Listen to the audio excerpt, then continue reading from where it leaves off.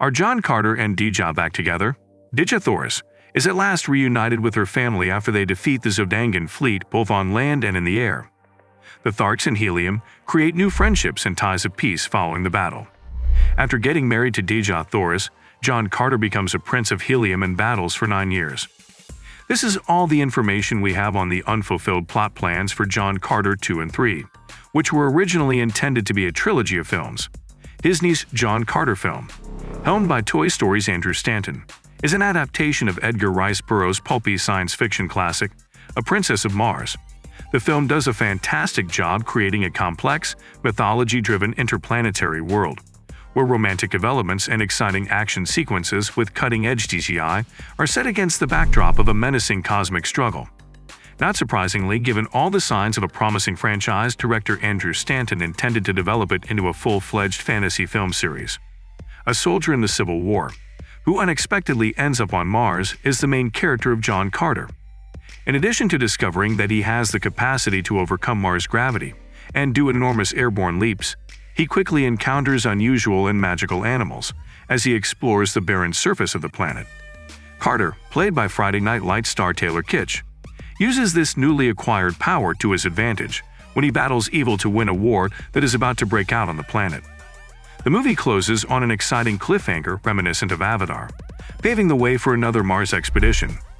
The original Edgar Rice novels provide a wealth of source material for at least 2 additional sequels. Regretfully, despite having envisioned a trilogy when he first directed John Carter, Andrew Stanton's plans were never realized due to a string of bad choices made for marketing purposes and unlucky events that transpired after the movie's premiere. It is difficult to ignore the question of what went wrong with Disney's John Carter in light of its lackluster box office performance, given its potential for scaling. The movie itself isn't as well known as John Carter's unsatisfactory promotion and reviews. The potential franchise starter from director Andrew Stanton appeared, so full of promise that it seemed impossible for it to fail. However, Stanton's long-awaited film premiered to a poor crowd and unfavorable reviews on March 9, 2012. With $284 million in global receipts, the movie would have been a hit if the studio hadn't compared it to a reported $300 million production budget. The hope of launching a daring new science fiction franchise vanished along with the dream. Those who adored the movie for years couldn't understand why it was such a big failure. For those who didn't give a damn, it was just another unsuccessful Hollywood money grab. The basic plot of the first film, for those who haven't watched it or need a reminder, is as follows. The story takes place between 1868 and 1881, when Taylor Kitsch's character, Confederate Army Captain John Carter, uncovers an alien medallion while running from Union soldiers and unintentionally uses it to travel to Mars. When Carter lands on Mars, called Barstum by locals, he finds that the low gravity on the planet and his high bone density give him superhuman physical abilities. The soldier, who is deeply lost in thought, soon meets the Green Martians, also known as Tharks, who are commanded by Tars Tarkas Willem Dafoe. Carter doesn't realize that there is growing civil upheaval among the many Martian species, and that he is stuck in the middle with the Red Martian Princess, Dejah Thoris Lynn Collins. A deadly battle breaks out on multiple fronts as a result of the shape-shifting Thurn's increasing complications, spearheaded by Mayday Shang. After fooling Shang, pretending to be dead, and triumphing over an ancient hurdle that held him imprisoned on Earth, Carter returns to Mars at the end of the first movie. In the months preceding the 2012 release of John Carter, Stanton made multiple references to his intentions for follow-up movies in the unlikely case that the first picture proved to be a hit. He did not, however, elaborate on these ambitions or describe the format of the planned sequels. Originally slated to launch a 3-film series based on Edgar Rice Burroughs' Barsum novels, John Carter was a one-shot that never worked out because of a number of issues that were almost impossible to foresee when the project was approved. A major obstacle that the project never managed to overcome was its disastrous marketing effort. Disney's new chief of movie marketing, M.T. Carney, made the decision to omit the word of Mars from the title during production. Stanton did not agree, but he also did not object to the call. "I didn't make the call," Stanton stated to the Wrap. "It was suggested, and I didn't fight it."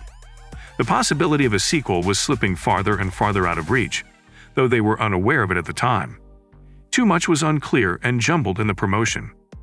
In July 2011, teasers, posters, and other promotional materials started appearing online, but none of them credited the project's other great creators, Stanton or Burroughs.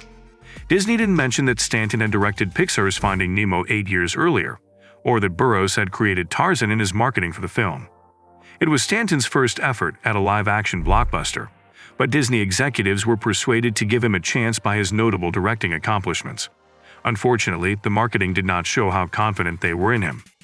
In the end, a sequel to John Carter was nearly impossible due to the film's incredibly poor marketing strategy.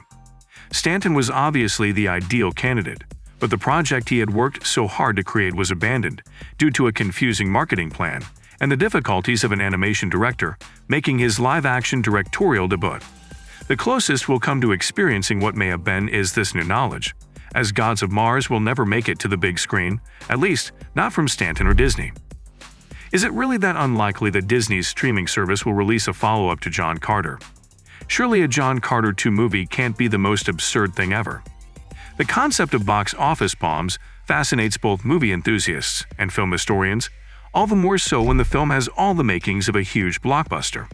Disney's most recent film, John Carter, was released in 2012 and was virtually completely consumed by the wildly successful Marvel Cinematic Universe. John Carter was a brand new science fiction film that was inspired by Edgar Rice Burroughs' Tarzan novels. The film was intended to be the first in an epic trilogy that would bring in additional billions of dollars for the House of Mouse through box office receipts. It's safe to say that, at least not in the sense the makers had hoped, John Carter did not succeed in captivating its potential audience. A decade after its disastrous theatrical premiere, John Carter did not become some sort of cult classic, in contrast to some of the most notorious box office failures in history. These days, not even the chance of watching John Carter 2 is brought up in conversation about the film. With its innovative streaming service, Disney+, Disney appears to be taking some chances though. Disney+ has given new life to several concepts that everyone believed were dead for good, ranging from reboots of long-abandoned projects to surprising sequels and reimaginings of some of the most popular franchises published by the Walt Disney Company throughout the years.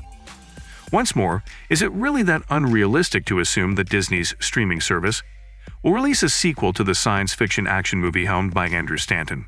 Well, maybe, but it wouldn't be as unlikely as it might appear, given that the idea for a brand new trilogy was originally developed back in 2012. Director Andrew Stanton claimed that 2012's John Carter, the first and only film in the series, was merely the start of Carter's exploits. The Wall-E and Finding Nemo directors had grand plans for what would come after the events of the first film. However, as we all know, the film's underwhelming box office reception. Even with Disney+, there is still no guarantee that we will see a John Carter 2. Nevertheless, there are now more options for sequel production than just film. That's all for today. If you liked this video, please give us a thumbs up. Make sure to subscribe to our channel and hit the bell icon to receive notifications. Also, express your valuable thoughts in the comment section below. Until then, Also, spend some time watching other videos on the channel.